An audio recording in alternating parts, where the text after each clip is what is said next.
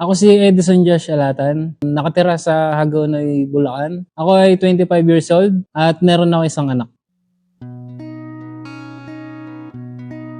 May experience sa father is hindi talaga siya madali.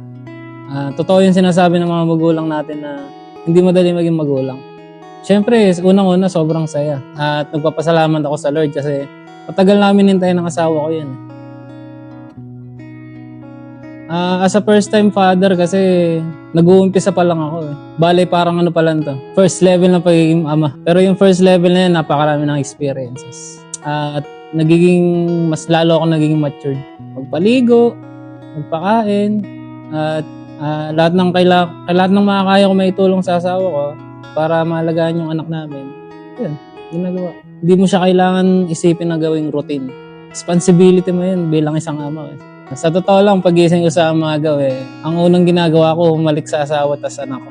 What inspires me to be a great father to my child? Sobrang simple lang. Nakikita mo yung anak mo na laging masaya, na nakikita mo yung sacrifices mo bilang ama. Sa ngayon, kasi yung anak ko, 10 months old pa lang. Bale, limited pa lang yung kaya niyang gawin.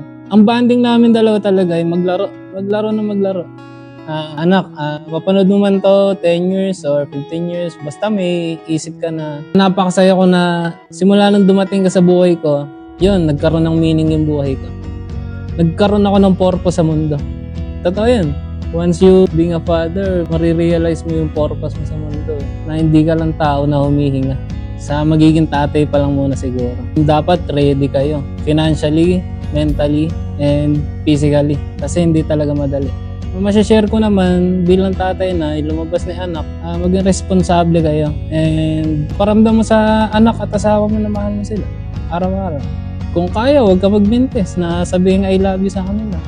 Yan. Napakadali lang naman sabihin ng ganun. Basta genuine ka lang sa sinasabi.